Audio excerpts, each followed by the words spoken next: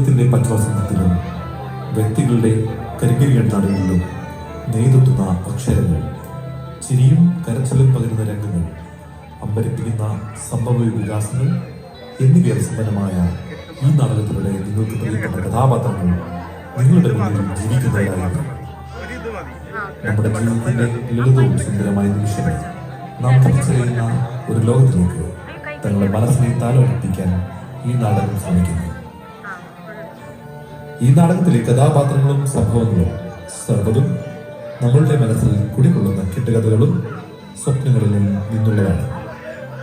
യഥാർത്ഥ വ്യക്തികളുമായോ സംഭവങ്ങളുമായോ ഇതിന് യാതൊരു തവണ ബന്ധവുമില്ല. ഇതിലെന്തെങ്കിലും വ്യക്തികളുമായോ സാഹചര്യങ്ങളുമായോ സാമ്യമുണ്ടെങ്കിൽ അത് തികച്ചും യാദൃച്ഛികം മാത്രമാണ്. ഇനി വാക്കുകൾ വഴി രംഗം തുറക്കാം. നമ്മുടെ നാടകത്തിന്റെ പേരാണ് പൊന്നങ്ങളെയും തെങ്ങന്മാരും.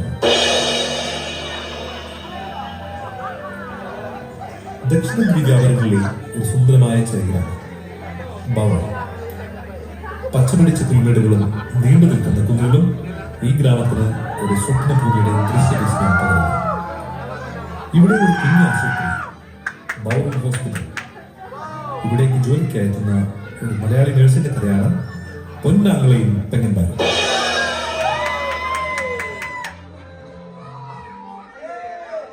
Good morning, Mr. Eldos. Myself, Prince. I am the nursing unit manager at Barrel Hospital. Thank you for coming in today. How are you doing? I'm doing well, thank you. It's a pleasure to be here. Great to hear, Eldos. Tell me about yourself and your background in nursing. Sure. I'm from South India and I've been registered in it for past 5 years. I have worked primarily in medical surgical units. I have experience in emergency care as well. മലയാളിയാണോ? അതിൽ ആശ്വാസമായി. നാട്ടിലെവിടെയാ? എൻ്റെ വീട് വെണ്ണിക്കുളം, തിരുവല്ലയ്ക്കടുത്ത. ഞാൻ കൂത്താടുള്ള. Okay. ഞാൻ ഇത് ജോലിക്ക് select ചെയ്യുന്നതിന് മുമ്പ് 2-3 ചോദ്യങ്ങൾ ഞാൻ എൽദോസിനോട് ചോദിക്കുവാണേ. എൽദോസ് നാട്ടിൽ ഇതിനു മുമ്പ് ഏതൊക്കെ ഹോസ്പിറ്റലിലാണ് വർക്ക് ചെയ്തേ?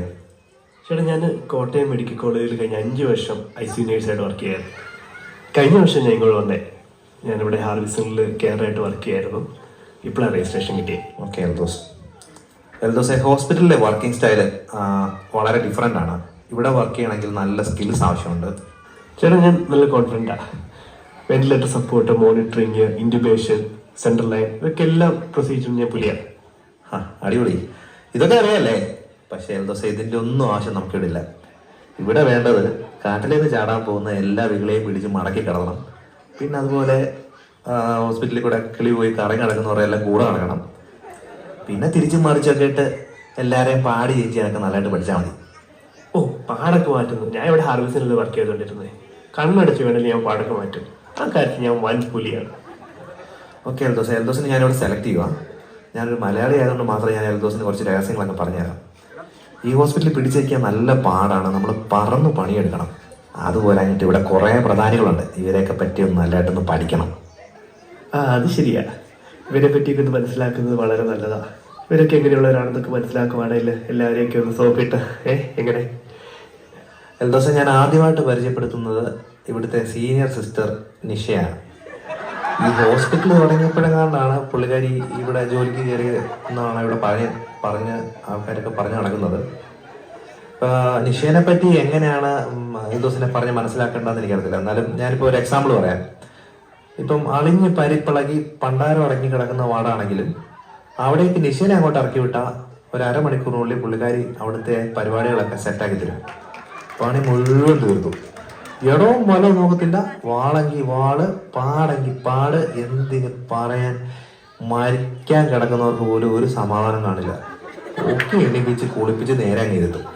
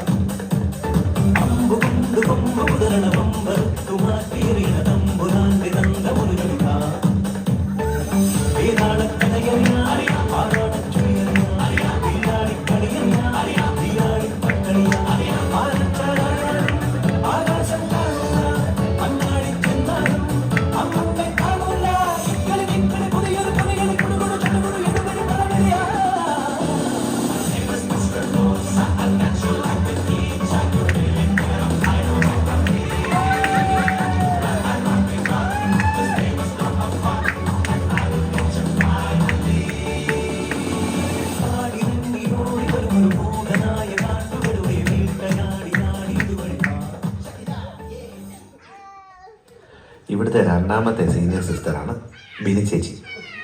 ഞാൻ മാവേലി സിസ്റ്റർ എന്നൊക്കെയാണ് സ്നേഹത്തോടെ വിളിക്കുന്നത്. കാരണം എന്ന് പറഞ്ഞാൽ പുള്ളിക്കാരി വല്ലപ്പോഴും ഒക്കെ ഞാൻ ഈ വാടി കൂടെ കാണാറുണ്ട്. ഈ ശനിയാഴ്ചയോ ഞായറാഴ്ചയോ ഒക്കെ മാത്രമാണ് ഇതുവഴിയൊക്കെ കടന്ന് കറങ്ങാറുള്ളത്. തുമ്മലാണ് പുള്ളിക്കാരിയുടെ മെയിൻ. ഈ ചേച്ചിക്കും ചേച്ചിയുടെ കെട്ടിയവനും തുമ്മി ഇരിക്കാനേ നേരമുള്ളൂ.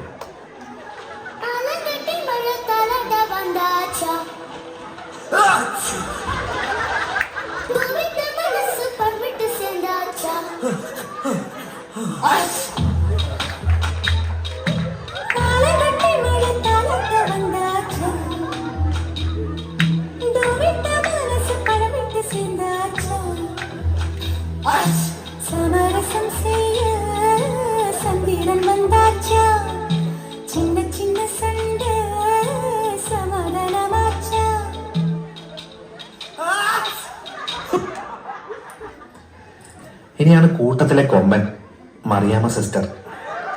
ഞങ്ങളൊക്കെ സ്നേഹത്തോടെ മറിയാമ്മ ചേച്ചി എന്നൊക്കെ വിളിക്കുന്നത്. എൽദോസെ, ഞാൻ ഈ പറയുന്നത് ഇനി വളരെ ശ്രദ്ധിച്ച് കേൾക്കണം. കാരണം നമ്മളൊരു മലയാളി ആയതുകൊണ്ടുള്ളൊരു പരിഗണന കൊണ്ട് ഞാനിപ്പോൾ എൽദോസിനോട് പറയുന്നത്. വേറെ ആരോടും പറയണമെന്ന് നിൽക്കണ്ട കേട്ടോ.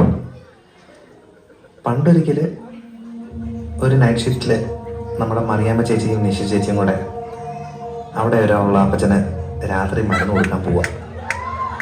ഈ ഹോസ്പിറ്റലിലാണെങ്കിൽ മുഴുവൻ കുരിരുട്ടും നിഗൂഢ നിശബ്ദതയൊക്കെ. ഇവര് രണ്ടുപേരും കൂടെ പതുക്കെ വർത്താനൊക്കെ പറഞ്ഞ് അപ്പൂപ്പൻ്റെ റൂമും ഒക്കെ നോക്കി അങ്ങ് നടന്നു. പെട്ടെന്നൊരു സെക്കൻഡിൽ മറിയാമ്മ ചേച്ചി അവിടെ അങ്ങ് നിന്നു. എന്നിട്ട് പുള്ളിക്കാരി മുകളിലോട്ട് നോക്കി നിന്നു. അപ്പൊ നിശ്ചയിച്ച് വെച്ച് ഇവിടെ എന്താ സംഭവം, എന്നാ പറ്റിയെന്ന് വെച്ചപ്പോൾ പറഞ്ഞു, ഇവിടെ മുഴുവൻ വെളുത്ത പുകയാണ്, മരണത്തിന്റെ ഗന്ധം. നിഷയ്ക്കാണെങ്കിൽ ഒന്നും കാണാനും പറ്റുന്നില്ല, ഒന്നും മനസ്സിലാവുന്നില്ല. അവസാനം ഇവര് രണ്ടുപേരുടെ റൂമിൽ ചെന്നപ്പം അപ്പച്ചൻ താണ്ട് ചത്തും മലച്ച് കിടക്കണം. ഇവരെല്ലാവരും പറയുന്നത് നമ്മുടെ മറിയാമ്മ ചേച്ചിക്ക് ആത്മാക്കളെ പറയാൻ പ്രത്യേക കഴിവുണ്ടെന്നാണ്.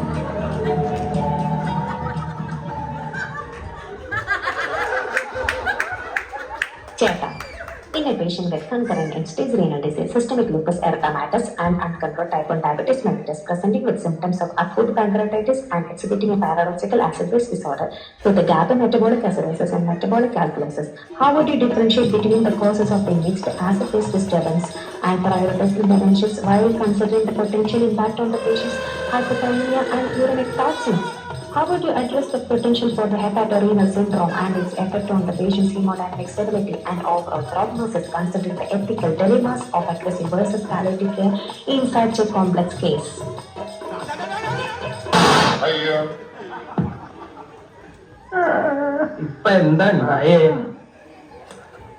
എൽദോസേ, എന്തെങ്കിലും മനസ്സിലായോ? ഒന്നും മനസ്സിലായില്ലല്ലേ? ഇതൊക്കെ പുറകെ തന്നെയാ. ആ പോയ സിസ്റ്ററാണ് സിസ്റ്റർ പ്രിയ. എന്തെങ്കിലുമൊക്കെ പറയും, നമുക്കൊന്നും പിടികിട്ടതില്ല. പക്ഷെ പിടികിട്ടാത്ത പോലെ ഒന്നും വെക്കണ്ട, തലയെ നാട്ടി കൊടുത്താൽ മതി. ആ വഴി അങ്ങ് പൊക്കോട്ടെ.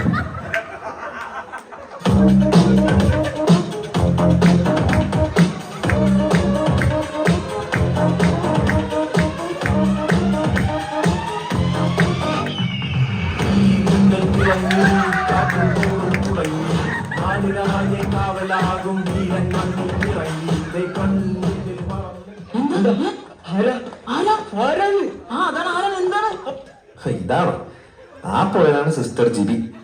ഇന്നത്തെ ഇവിടുത്തെ ഷിഫ്റ്റ് കഴിഞ്ഞു. നീ അടുത്ത ഷിഫ്റ്റിന്റെ പ്രൈവറ്റ് ഹോസ്പിറ്റലിലേക്ക് ഓടുക. നമ്മൾ ഓരോന്നും പറഞ്ഞ് ഞാൻ സമയം പോയറിഞ്ഞില്ല. ദിവസം വിശക്കുന്നുണ്ടോ? അല്ല കാപ്പിയോ ചായവലോ എടുക്കണോ? ഇവിടുത്തെ ഓരോ കാര്യങ്ങളൊക്കെ കേട്ടിട്ട് ഞാൻ പറയാൻ മറന്നു. ഇനിയിപ്പോ അടുത്ത ആളാണ് നമ്മുടെ ഇവിടുത്തെ സുസ. സുസ എന്ന് പറഞ്ഞാൽ ലിസ് എന്നാണ് വീട്ടിലിട്ടേക്കുന്ന പേര്. പക്ഷെ നമ്മളിവിടെ എല്ലാവരും സുസ എന്ന് വിളിക്കുന്നത്. സുസ ഡ്യൂട്ടി ഉണ്ടെങ്കിൽ നമുക്ക് വയറ് നിറച്ചെന്തെങ്കിലുമൊക്കെ കഴിക്കാൻ പറ്റും. എല്ലാ ടൈപ്പ് ഫുഡും ആ വൈകി കാണും. ചോറിന് ചോറ്, ഫ്രൂട്ട്സിന് ഫ്രൂട്ട്സ്, മുട്ടായിക്ക് മുട്ടായി, ജ്യൂസിന് ജ്യൂസ്, ചിപ്സിന് ചിപ്സ്, എന്ത് വേണമെങ്കിലും കൈ കാണും. പുള്ളിക്കാരിയുടെ ഭാഗ്യം ആ വരുന്ന വരവൊക്കെ കണ്ടാൽ തോന്നും ഊബർ ഈറ്റ്സ് കൊണ്ട് ആൾ വരുന്നതാണ്.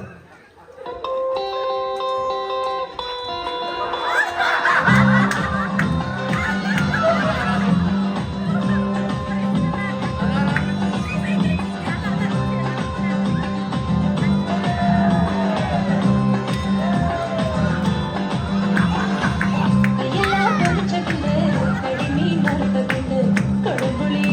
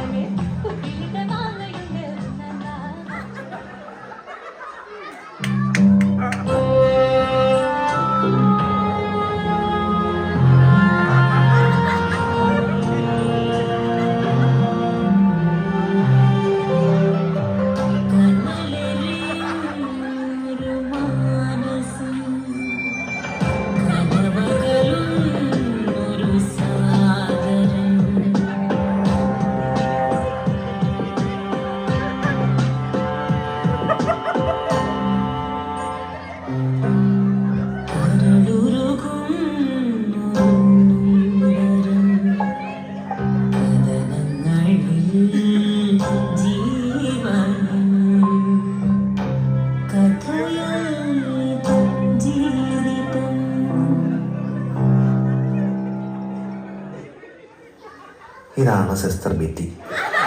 ഒന്നും പറയണ്ട, വളരെ ദയനീയമാണ് കാര്യങ്ങൾ. 6 മാസം ഗർഭിണിയാണ്. കുട്ടി ഉണ്ടാകുമ്പോൾ വെളുക്കാൻ വേണ്ടി ഭർത്താവ് ആട്ടിപ്പാല് കുങ്കുമപ്പൂവ് കലകി കൊടുത്താന്ന് പറയുന്നത്. അത് കുടിച്ചപ്പോൾ തൊട്ട് തുടങ്ങി തുപ്പലും മുണ്ടിനും. കഴിഞ്ഞ 6 മാസമായിട്ട് പാവം ഇങ്ങനെ തുപ്പി നടക്കുക. അവരൊക്കെ എങ്ങനെയാണോ ഇങ്ങനെ ജീവിക്കാൻ പറ്റുന്നത്? നോക്കുമ്പോൾ തന്നെ വിഷമമാണ്. ഓക്കെ, നെക്സ്റ്റ് ഞാൻ പരിചയപ്പെടുത്തുന്നത് നമ്മുടെ റോസ്മിൻ സിസ്റ്റർ. ആരോഗ്യകാര്യങ്ങളൊക്കെ റോസ്മിൻ സിസ്റ്റർ നല്ലതായിട്ട് ശ്രദ്ധിക്കും. ഞങ്ങളൊക്കെ പറയും ഈ സിസ്റ്റർ മാത്രമേ ഇവിടുത്തെ ഹെൽത്തി ഫുഡും ഹെൽത്തി ലൈഫ് സ്റ്റൈലും ഒക്കെ നോക്കത്തുള്ളൂ. ബ്രേക്ക് ടൈമൊക്കെ ആണെങ്കിൽ പോലും മുഴുവൻ സമയം പുള്ളിക്കാർ കോൺസെൻട്രേറ്റ് ചെയ്യുന്നത് ജിമ്മിൽ പോകാനും സൂംബ ഡാൻസ് കളിക്കാനൊക്കെയാണ് എല്ലാവരും പറഞ്ഞു കേൾക്കുന്നത്.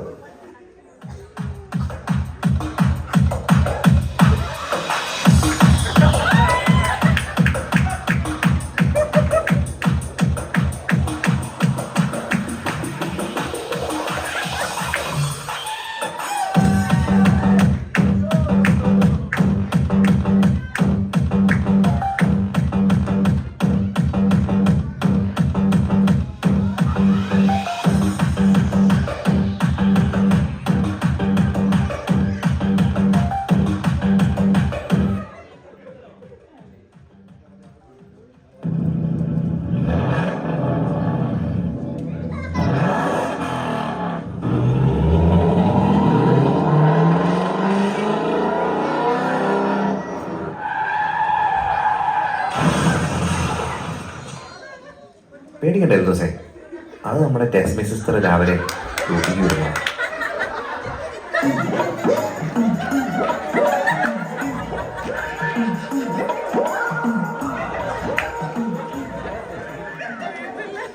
ടെസ്മി, വണ്ടിയുടെ ഒരു ടയർ ആ ഓൾഡ് സൗത്ത് റോഡിൽ കിടപ്പുണ്ടത്ത് മാനേജർ വിളിച്ചു പറഞ്ഞു. ചേട്ടായി ഇവിടെ ഒന്ന് എടുത്തോണ്ട് വരാൻ പറയാമോ? ദിവസം ഞാൻ എല്ലാവരെയും പറ്റി ഡീറ്റെയിൽ ആയിട്ട് എൽദോസിന് പറഞ്ഞു തന്നിട്ടുണ്ട്. ഇനിയാണ് ഇവരുടെ എല്ലാം പൊന്നാങ്ങള പ്രിൻസ്. ഈ 9 പെങ്ങന്മാർക്കും കൂടെയുള്ള ഒരേ ഒരു കുഞ്ഞാങ്ങള.